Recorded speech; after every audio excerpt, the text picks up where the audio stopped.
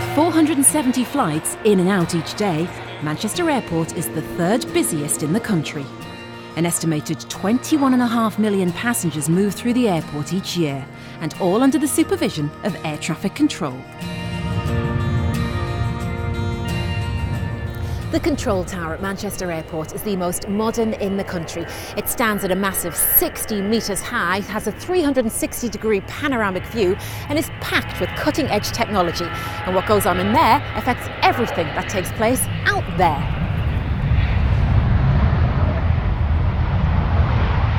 And this is the long way up. See you in a minute. Or a few minutes, actually. I don't think I'm looking forward to this. At this stage, I should point out there is a lift, but I'm up for a challenge. Well, I removed my shoes. 18 floors later, I'm a bit out of breath. The view had better be worth it. And it is. What an amazing view. And these are the people who look after us. Take 7 kilo runway 23 right, clear land, wind 250 degrees, 14 knots. This is called the VCR, the Visual Control Room, and where we spend most of our time looking out the window to control aircraft. Kevin Edmonds is watch manager, and it's his responsibility to make sure everything is running smoothly in the control tower. How important is line of sight? It's very important, and it's the easiest way to keep aircraft separated from each other when we're dealing with the airport environment. We're waiting for an Airbus A380, which is a hugely impressive aircraft to see, isn't it? That's right. It is a large aircraft, and obviously the largest aircraft that we deal with at Manchester Airport. And the fact that it's really a large aircraft gives it no priority at all. No, there's no priority through being the biggest in the sky. Everything is dealt with in the time that it turns up at the airport.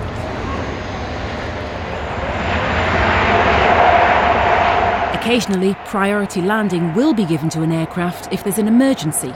And just a few minutes later, that's exactly what happens. Out the window at the moment, we have a twin-engine turboprop aircraft that has this ambulance status, possibly someone who's been taken ill abroad and is being ferried back to the UK. It turns out the aircraft has urgent medical cargo on board. An airport ops vehicle is standing by to escort it to a waiting emergency vehicle, all under the watchful eye of air traffic controller Jo Crawford. She's responsible for all of the aircraft on the ground before takeoff and after landing. Jersey 9 Hotel, November. After the Jet 2737 pulls forward, you push and start as approved. Nothing can depart without her say-so. And with so many aircraft landing and taking off, she has to ensure everyone is exactly where they need to be. How do they train you mentally to maintain that calm that everyone has? I don't think that can be trained. I think that's something that, to do this job, that's something that you've got to have. You've got to be able to keep calm under pressure and just be able to get on with it. And when you meet new people and they find out that you're an air traffic controller, what's their reaction? Everyone's very shocked. It's always, whenever you tell anyone what you do, they're shocked, surprised, and a few people think that you have the battens and you're guiding aircraft onto stand. Oh, like that? Yeah, instead of what we're doing, yeah. What would you rather be doing? I'd definitely rather do what I do. While Jo and the other controllers in the visual control room look after aircraft as they're landing and taking off, downstairs in the radar room, the controllers are responsible for guiding planes on the approach to the airport. Jersey 6 Juliet Echo, thank you. Cleared ILS approach, runway 23 right, speed now 160 knots, maintained to 4 miles. Looking at that screen, there's an incredible amount of aircraft around. How is Ian able to make that assessment about what's coming in next? There's a huge amount of information there, isn't there? That's right, and it's not just the Manchester aircraft we're talking to. There's the aircraft out of Barton, the aircraft flying around outside controlled airspace. So this guy can end up talking to probably 8 or 9 aircraft at the same time. That's quite an amazing skill, to look at that and know immediately what's relevant to you and monitor it all the time. Exactly, and he's been picked as the other controllers because they have that ability to hold a mental picture, a 3-dimensional mental picture in their mind. Just then, we're interrupted. An aircraft has had to abort its landing on final approach. Possible bird strike. Roger. Straight up. What was that alert? What's just happened there? So what's happened now is an aircraft landing or taking off has reported that they've hit a bird, and the runway has to be free of all obstructions. So what that means, amazingly, is the whole airport has come to a standstill. Nothing can land or take off, all because of one bird. Shot 2, Julia, just going to have to suspend approaches just for a brief time. We had a bird strike on runway 23 right, so turn right please, heading 180 degrees. An airport operations vehicle checks for possible debris. Within minutes, the all clear is given and flights resume. Passengers inside the terminal buildings and on aircraft are totally unaware. And that's now over. That's right, everything's sorted, the traffic's moving again, inbound and outbound.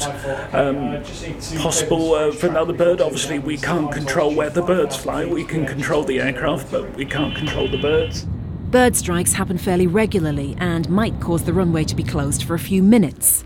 But the weather can bring the airport to a grinding halt, as it did in January when snow resulted in the closure of both runways. Our top story. Roads, schools and flights all brought to a standstill as snow causes disruption around the region. I was here at work on that day and I can vouch for the fact that as the snow clearers were actually clearing the snow, it was already forming behind them again on the runway. And in those circumstances, there is nothing you can do but just keep clearing from the point of view of waiting for the snow to actually stop in those circumstances. And then the work you've already done gives you the best chance to get the runway back into use as quickly as possible.